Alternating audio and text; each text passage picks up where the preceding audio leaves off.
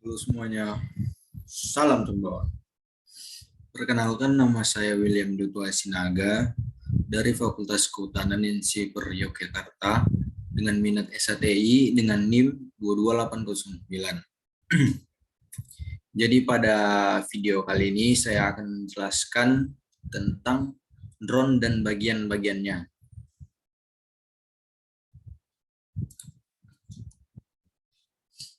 Pengertian drone. Jadi apa sih drone itu? Jadi drone adalah istilah yang digunakan untuk menyebut sebuah kendaraan terbang tanpa awak. Pada awalnya, drone hanyalah sebuah fasilitas yang digunakan oleh pihak militer. Namun, kini semua orang bisa menggunakannya untuk berbagai keperluan. Sebagai kendaraan terbang tanpa awak, drone memiliki komponen atau bagian penyusun yang terhubung satu sama lain.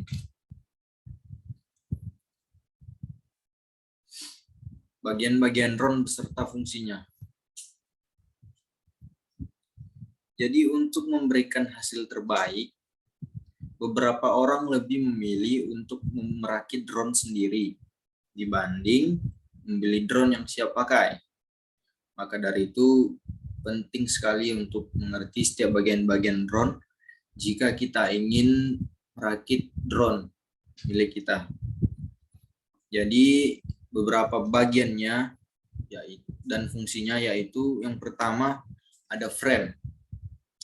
Jadi frame adalah kerangka utama dari sebuah drone. Umumnya kerangka drone terdiri dari dua jenis, yaitu kerangka 4 motor dan kerangka 6 motor. Pada jenis kerangka 4 motor, setiap motor saling terpasang menyerupai tanda plus atau huruf X. Drone 4 motor biasanya memiliki panjang diagonal 450 atau 330. Namun ada pula yang ukurannya lebih kecil. Lalu yang kedua ada motor. Motor menjadi salah satu dari bagian-bagian drone yang sangat penting untuk mendorong rotasi baling-baling. Komponen inilah yang meningkatkan kekuatan agar drone bisa terbang. Jumlah motor pada drone pasti selalu sama dengan jumlah baling-baling. Penggunaan motor harus sangat diperhatikan, baik pada parameter arus dan tegangan, kecepatan, kekuatan dorongan, dan efisiensinya.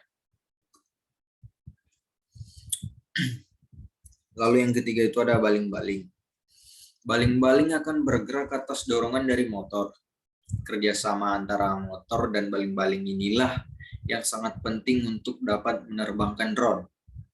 Baling-baling sendiri berputar dengan arah yang berbeda. Pada drone 4 motor, dua baling-baling berputar dengan arah berlawanan jarum jam. Sementara itu, dua baling-baling lainnya bergerak searah jarum jam. Lalu yang keempat ada flight controller. Flight controller bisa diibaratkan sebagai komputer mini yang berperan sebagai pengendali utama untuk menerbangkan drone. Komponen inilah yang bertugas untuk mengumpulkan sekaligus mengelola informasi terkait kecepatan, ketinggian, kemiringan, arah, dan hal lainnya.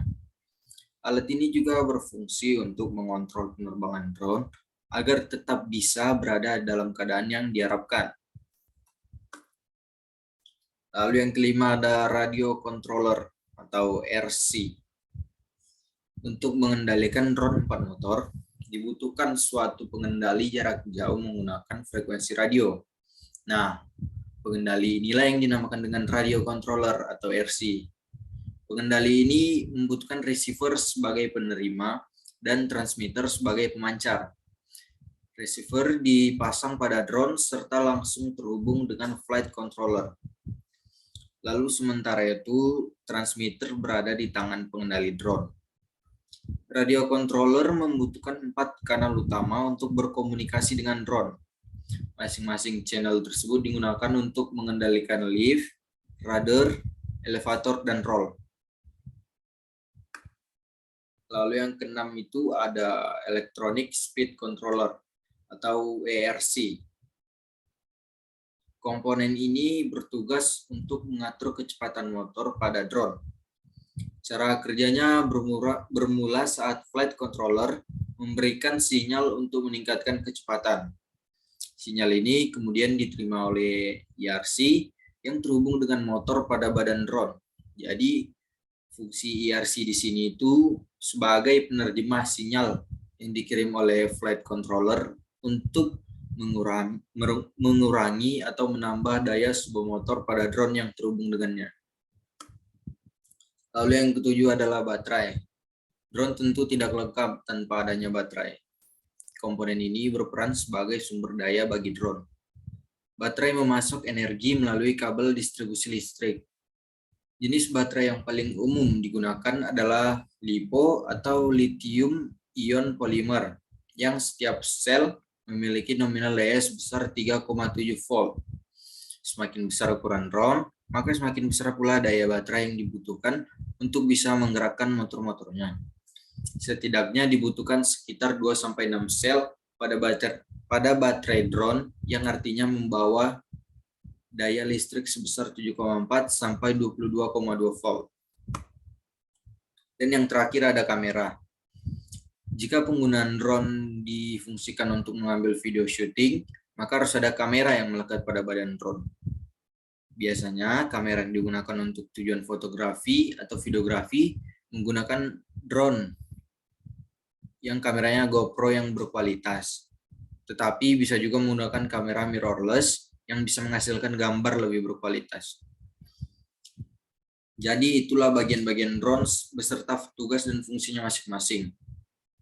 Nah, setiap komponen drone tentunya saling bekerja sama untuk bisa menerbangkan drone sesuai dengan keinginan dan kebutuhan pengendali. Karena setiap komponen memiliki peran yang penting, maka penting pula untuk kita merawat seluruh komponen drone tersebut. Jadi sekian dari saya tentang penjelasan mengenai drone beserta fungsi-fungsinya. Terima kasih.